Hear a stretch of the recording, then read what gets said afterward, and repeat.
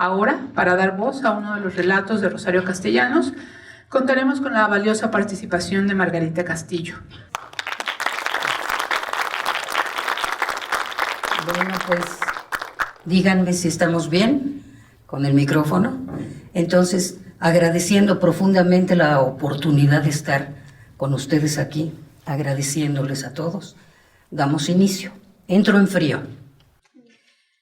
La muerte del tigre o la muerte del jaguar, de Rosario Castellanos. Fragmento y un colofón necesario. Sube música. Ahí vamos.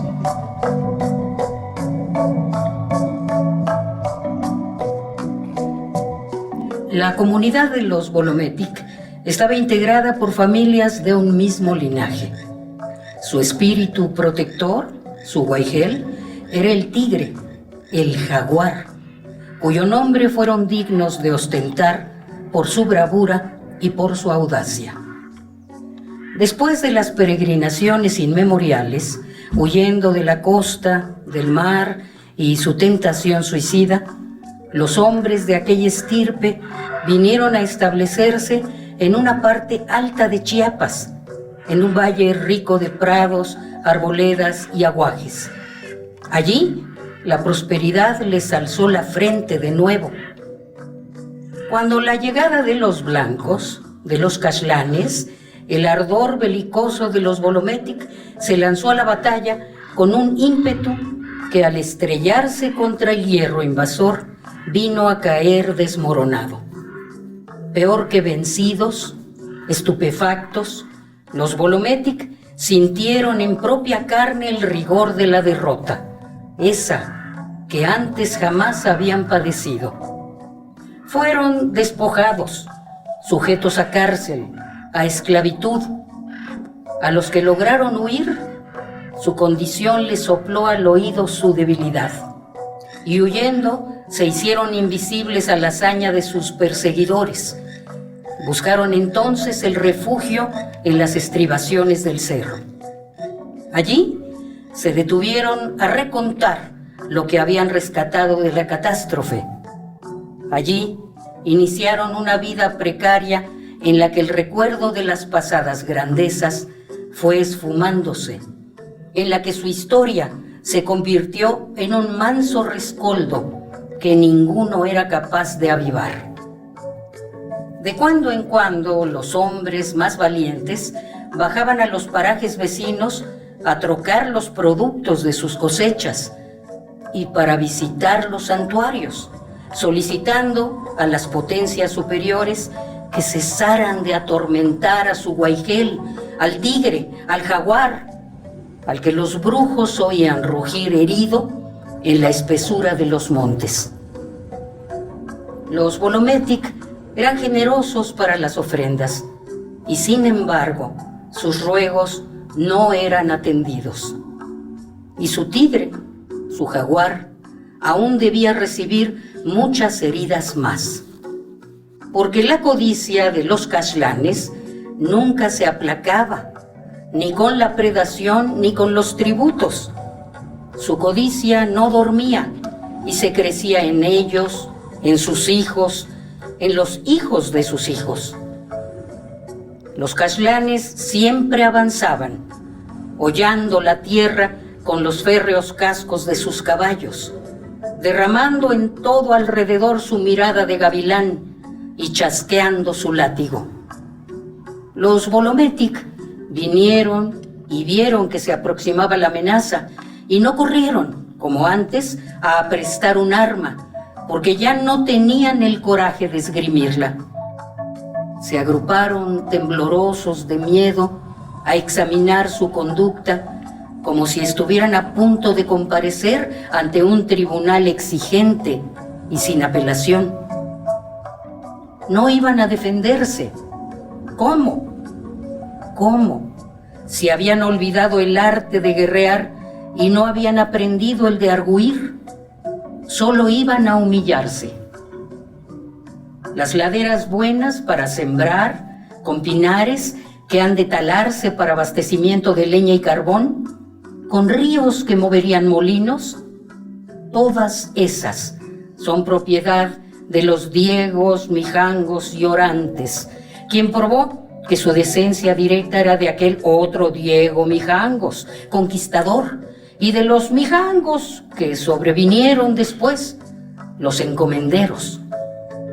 Así es que tú, Sebastián Gómez Escopeta, y tú, Lorenzo Pérez Diezmo, y tú, Juan Domínguez Ventana, o como te llames, estás sobrando, estás usurpando un lugar que no te pertenece y es delito que la ley persigue.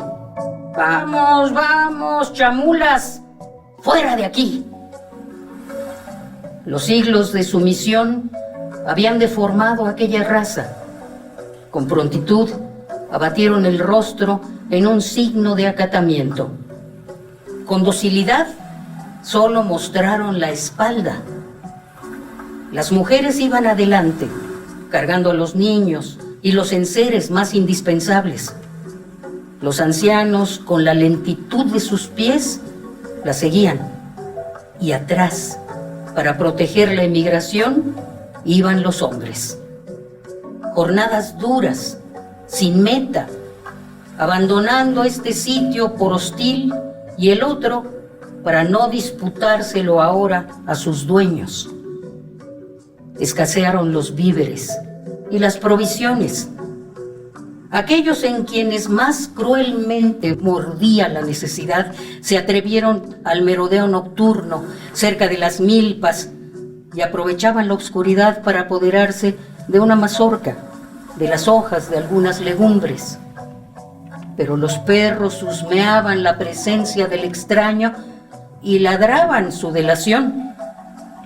Los guardianes venían blandiendo el machete, y allá iba el ladrón famélico, furtivo, con el largo pelo hirsuto y la ropa hecha jirones. La miseria diezmó a la tribu. Mal guarecida de las intemperies, el frío les echó su vaho letal. Primero lastimó a los niños, que morían sin comprender por qué, con los puñezuelos bien apretados, como para guardar en ellos la última brizna de calor. Morían los viejos, acurrucados junto a las cenizas del rescoldo, sin una queja. Y las mujeres se escondían para morir, con un último gesto de pudor, igual que en los tiempos de dar a luz. Entonces se instalaron en un terraplén alto, tan alto que les partió en dos su corazón. Con el hambre, con esa que andaba suelta, los varones reunidos en deliberación decidieron partir en busca de una salida.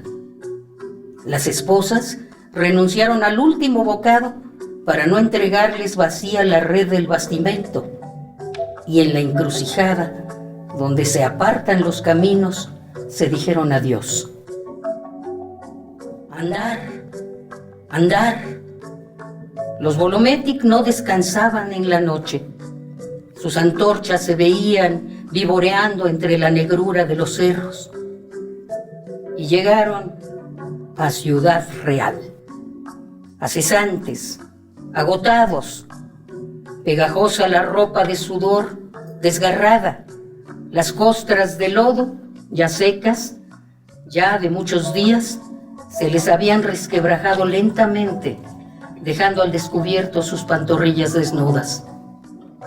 Ciudad Real.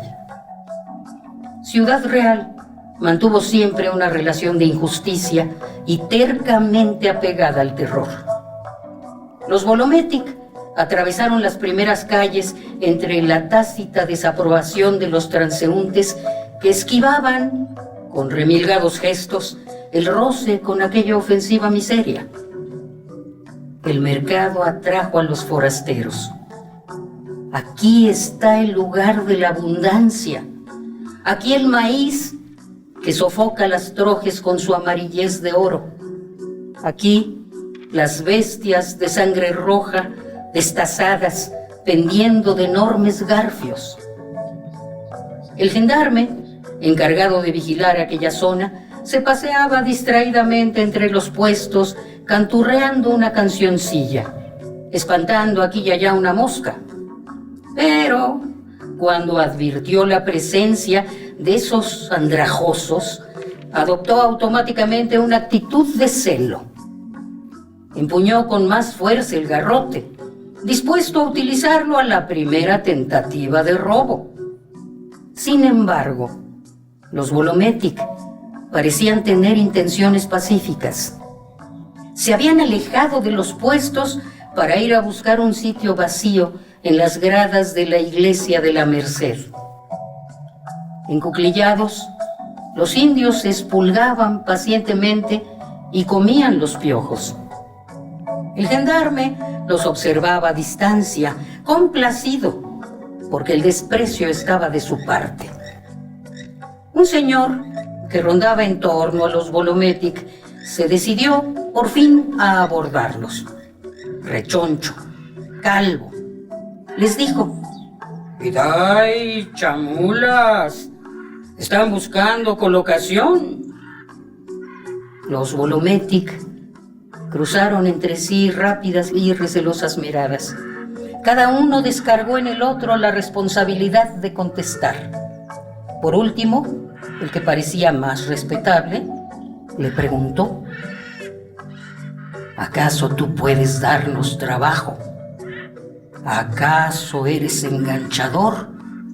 «Precisamente, y tengo fama de equitativo. Me llamo Juvencio Ortiz». «Ah, sí, don Juvencio». El silencio se extendió entre los interlocutores como una mancha.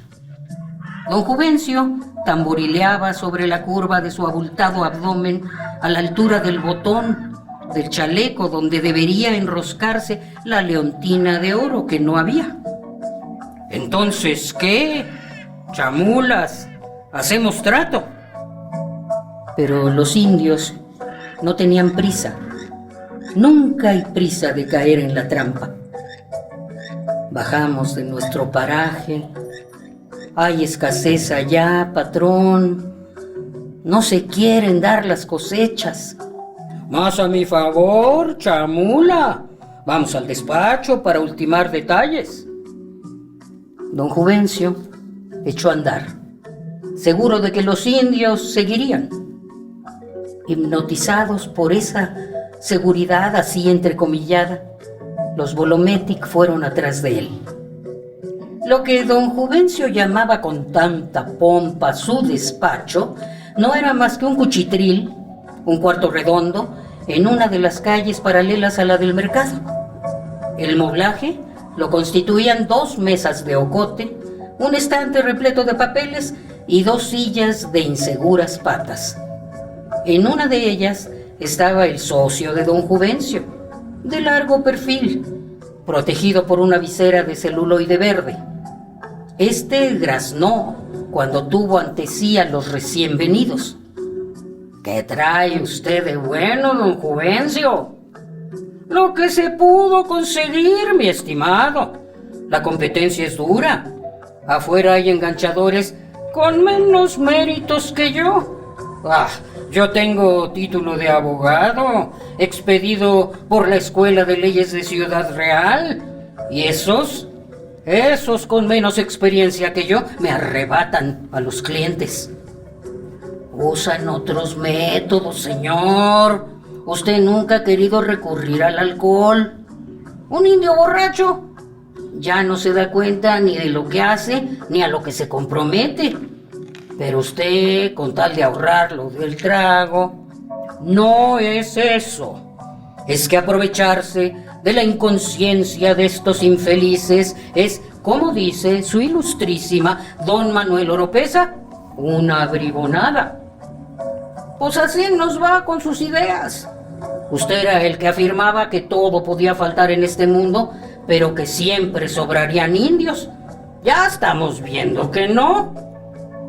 Las fincas que nos encargaron sus intereses corren el riesgo de perder sus cosechas por falta de mano de obra». Don Juvencio hizo un ademán para presentarlos. ¿Esos? Don Juvencio se vio en el penoso deber de impostar más la voz. ¿Esos? ¿Con qué tono lo dice usted, señor mío? ¿Qué tacha puede ponerles? El socio de don Juvencio se encogió de hombros. Está con el sopilote en la ancla, como quien dice. No van a aguantar el clima de la costa. Don Juvencio se aproximó a su socio, enarbolando un dedo humorísticamente amenazante. ¡Ah, mañosón! Si bien hacen en llamarle a usted ave de mal agüero. ¿Acaso es responsabilidad nuestra que estos indios aguanten o no el clima? Nuestra obligación solo consiste en que comparezcan vivos ante el dueño de la finca. Lo que suceda después, pues ya no nos incumbe. Don Juvencio fue al estante y apartó un fajo de papeles y después se los entregó a su socio. A ver, chamulas, pónganse en fila. Pasen uno por uno ante la mesa del señor y contesten lo que se les pregunte. Sin decir mentira, chamulas, porque el señor es brujo y los puede dañar. ¿Saben para qué se pone esa visera? Para no lastimarlos con la fuerza de su mirada. Los Bolometic escucharon esta amonestación con creciente angustia. ¿Cómo iban a poder seguir ocultando su nombre verdadero? Lo entregaron. Pusieron a su guaigel, a su jaguar herido, bajo la potestad de estas manos manchadas de tinta. Pablo Gómez Bolón, Daniel Hernández Bolón, José Domínguez Bolón. ¡Bolón! Ya te voy a dar tu bolón para que aprendas. A ver, el que sigue. El socio de don Juvencio taladraba a los indios con una inútil suspicacia, porque después, cuando se escapaban, nadie podía localizarlos, ya que en el lugar al que dijeron pertenecer no existía, y los nombres que dieron como antes suyos eran falsos. Cuando hubo terminado, notificó a don Juvencio. Son 40. ¿A cuál finca los vamos a mandar? Le taparemos la boca a don Federico Werner, que es el que más nos apremia. Apunte usted. Finca cafetera El Suspiro Tapachula. Uy, pues no son suficientes. ¿Qué? ¿Que no son suficientes? ¿40 indios para levantar la cosecha de café de una finca? Bueno, mire, peor es nada. Como diga, pero no van a llegar los 40. No aguantan ni el viaje. Con el anticipo, ese anticipo que recibieron, los Bolometic iniciaron la caminata. Conforme iban dejando atrás la fiereza de la serranía, un aire tibio, moroso, los envolvió, quebrándolos. Venteaban en este aire endulzado de confusos aromas y se sobresaltaban. La altura, al desampararlos tan bruscamente, les reventó los tímpanos, les dolían, les supuraban, y cuando los Bolometic llegaron al mar, creyeron que aquel gran furor era mudo. Creyeron que el mar era mudo. La única presencia que nunca se apartó de ellos fue la del frío. No los abandonaba, porque siempre había sido su dueño. A diario, a la misma hora, aunque el sol de los trópicos derritiera las piedras, el frío se desenroscaba en forma de culebra repugnante y recorría los cuerpos de los Bolometic, trabando sus quijadas, sus miembros, y ellos tenían un terrible temblor. Cuando los Bolometic quedaron así, enfriados, amortecidos, se iban encogiendo, así poco a poco, para caber en la tumba. Los pocos sobrevivientes de aquel largo verano no pudieron regresar. Las deudas los encadenaban al añadir un eslabón a otro. Siempre debían. En la cicatriz de sus tímpanos resonaba cada vez menos la voz de sus mujeres llamándolos. Y la voz de sus hijos era cada vez más débil, casi se extinguía. Del tigre, del jaguar en el monte, nada se volvió a saber. Pero, el tigre, el jaguar, no había muerto. Solo estaba agotado, dormido, y está a punto de despertar. Y está a punto de volver a escuchar las voces de su gente. Y está a punto de regresar a cuidar a su mujer y a sus hijos. Y también está a punto de recuperar lo perdido. Nuestro sol, después de 500 años de oscuridad, está a punto de renacer. Así como la presencia de Cuauhtémoc en nuestro México, quien es el águila que descendió y que ahora retoma el vuelo. De ahora en adelante, la oscuridad se apartará de nuestro mundo y nuestras vidas se llenarán de luz. Y el mundo entero se iluminará con nuestro brillo. La muerte del tigre o la muerte del jaguar, de Rosario Castellanos, fragmento, con un colofón necesario.